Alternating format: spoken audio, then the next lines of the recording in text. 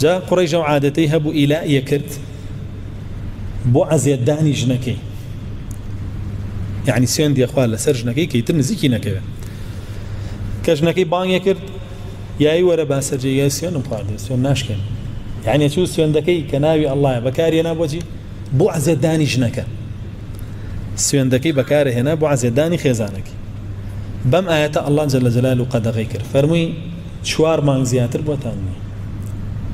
هل الذين يؤلون من نسائهم شان تربص 4 أشهر شوار مان زياتر بوتاني فإن فاءوا